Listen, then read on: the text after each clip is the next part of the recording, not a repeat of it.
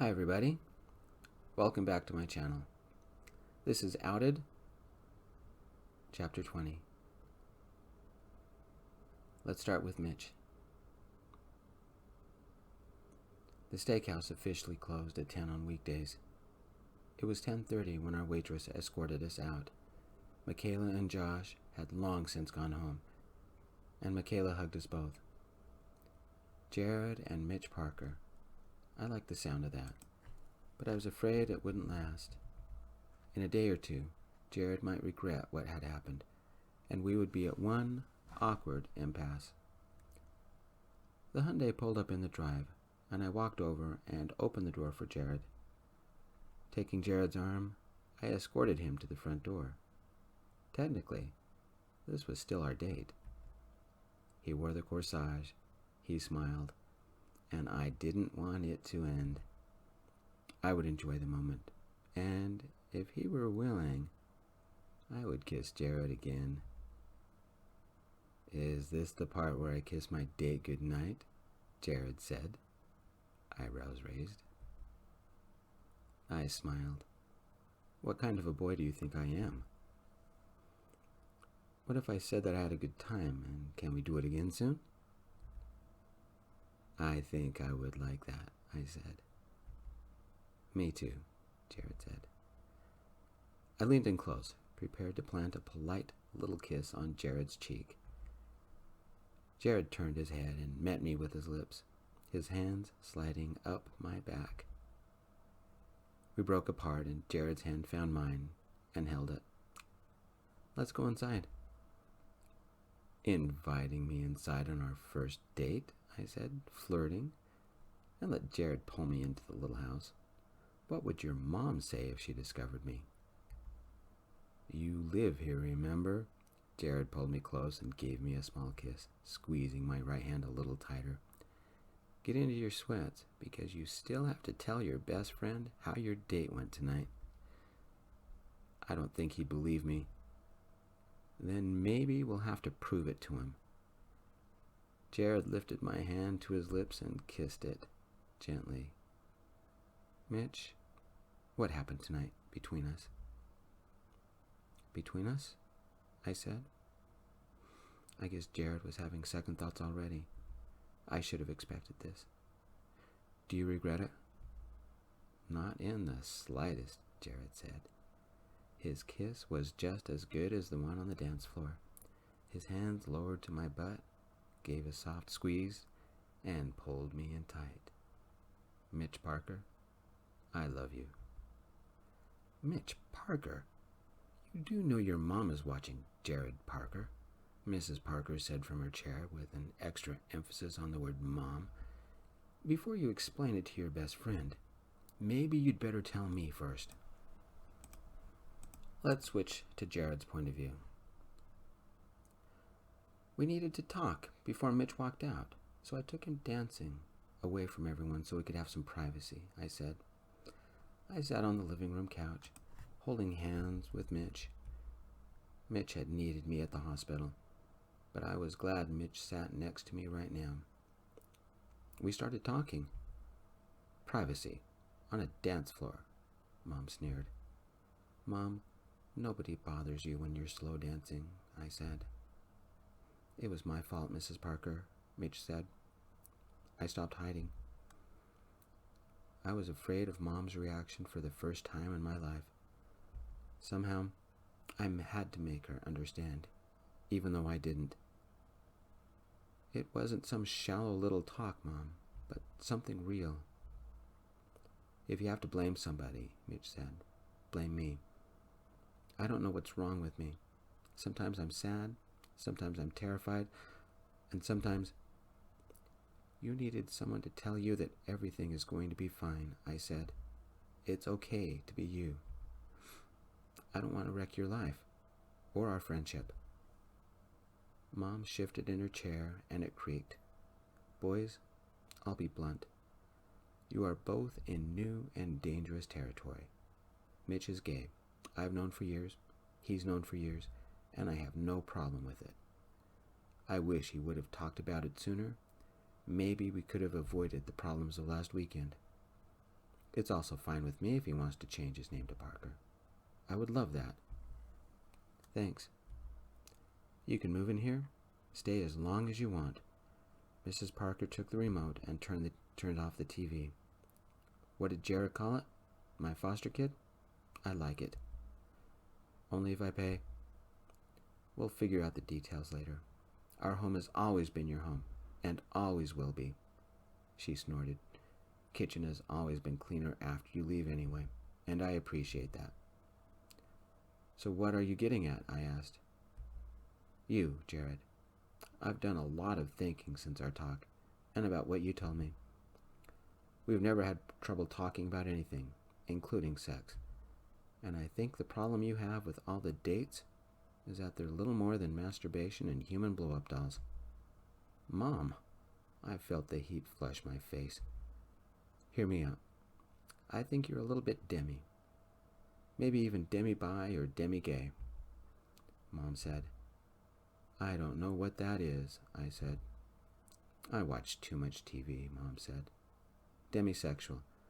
You don't feel a sexual attraction until after you know them as a person. You used to try and get to know the girls, but lately you don't. So all the dates you've been on are little more than excuses for getting drunk and getting off. But it's not working anymore because you don't have an emotional connection to any of them. That's crazy, Mom. With Mitch, it's different, Mom said. As she sat forward, the chair gave a deep creak. You've known him for years, but after this last weekend, you've finally gotten past the barriers and seen his soul, and you liked what you saw. I don't blame you. He's a good-looking man. By the way, Mitch, I think a little vinegar will get the coffee stains out of that shirt. It's a good color on you. No offense, but I don't think I'm wearing blue silk again. And I'm not letting you, I said.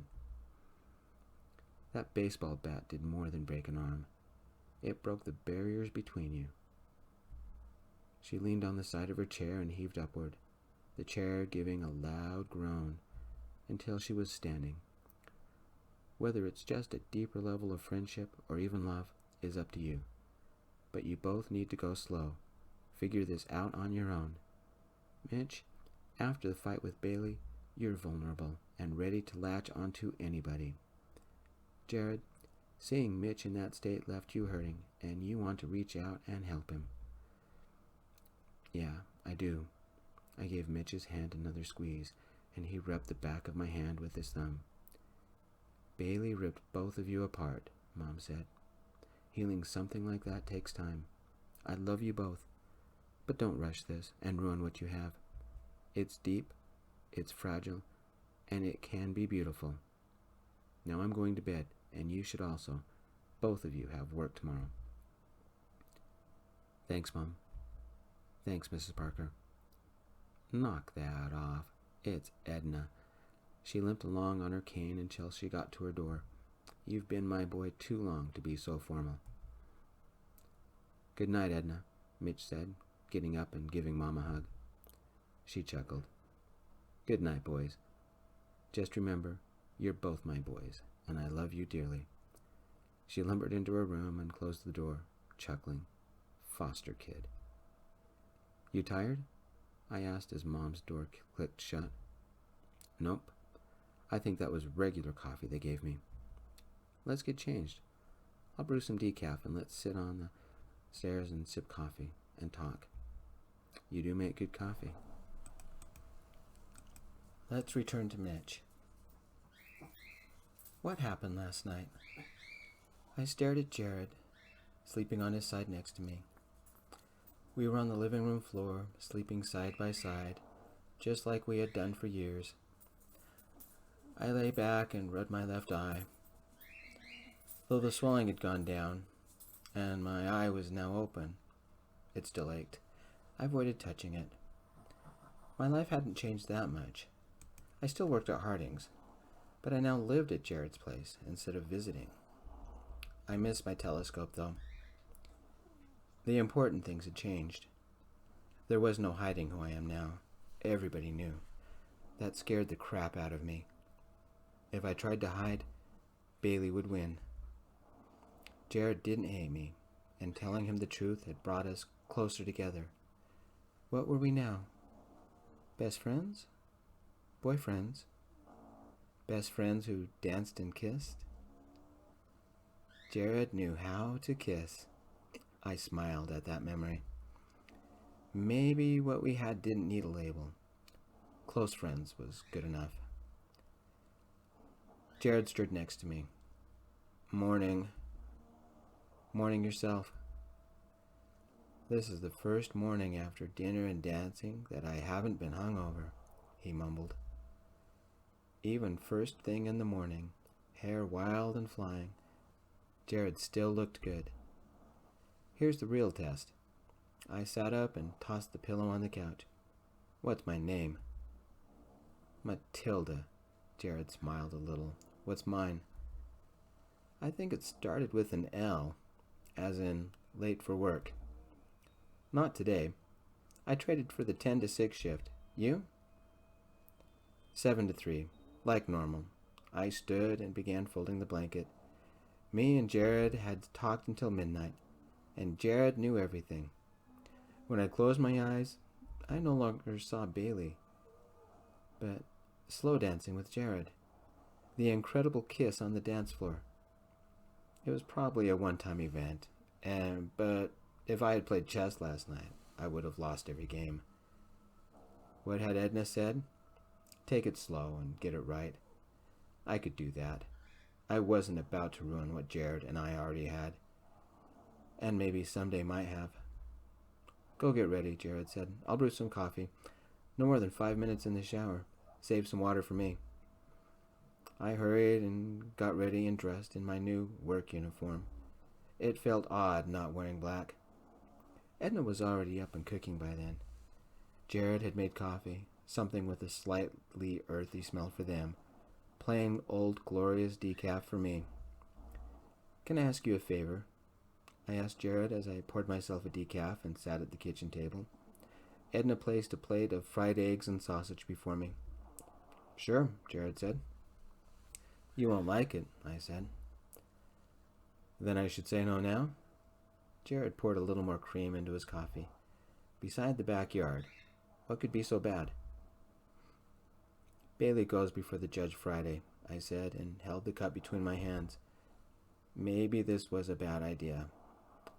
Hopefully Jared would talk me out of it. I want to face Bailey one last time, prove that I don't have to be afraid anymore. Edna set the frying pan a little too hard on the stove. You what? Are you crazy? You don't need to ever see that monster again. Jared set his coffee down and it sloshed on the table. After what he did to you, you need to let it go. Let the courts and the police handle it. I know it sounds stupid, but if I can stand up to him, maybe I can let it go. I think it's a bad idea, Jared said. Like Mom said last night, you're too vulnerable right now. I think you need to focus on living, rebuilding your life, and forget about your dad. I was hoping you would come with me, I said. Sort of help me go through with it, moral support or something. You shouldn't do it, Jared said, accepting a plate from Edna. Mom, tell him. It's a bad idea. Edna leaned against the counter, grabbed an egg and cracked it into the pan. Explain it better. I can't, I said. I just feel like it's something I have to do. What happens when you see Bailey again? Edna said. Regular courtrooms aren't like the big fancy ones you see on TV. They're not as large and they only have 2 or 3 rows in the back, a couple of tables and a raised area for the judge. You'll be 20 feet from Bailey. You won't be able to hide. Everyone will know you're there and your face is pretty distinctive right now. Bailey will figure out who you are in seconds. I don't know what I'd do. I'd probably sit there counting the buttons on my vest or something. Suppose you had 10 seconds to say something to him, Edna said. What would you say? If you ask me, Jared muttered, adding a teaspoon of sugar to his coffee. You don't say anything. You turn your face so he sees the bruises on the cut, then you play with your hair and with your left hand, showing off the cast, and wave your right so he sees the little scabs, and then you flip him off and walk out. You have all this planned? I said, smiling. Jared crammed a sausage into his mouth and said, change of plans. Don't flip Bailey off. You'll get contempt of court. Wear your hat and at the right time turn it around so he sees it. Mr. Clothes Closet, what do I wear? You borrow some of my stuff and we dress you up a little. A jacket and slacks. But we pin the sleeve up because your cast won't fit through it. And you have to wear a sling under this jacket. Sort of a missing arm vibe. You wear the blue silk shirt I told you not to wear because the color will make the bruises stand out. Edna chuckled and stirred the eggs in the frying pan. What? Jared said. I know these things. Does that mean you volunteered? I asked. I'll think about it. Pictures are good, written statements are good, but if a judge sees you, all the better, Edna said. Just you sitting in the back row might be enough to rattle old Bailey and make the court sit up and notice. If it brings you closure, then do it.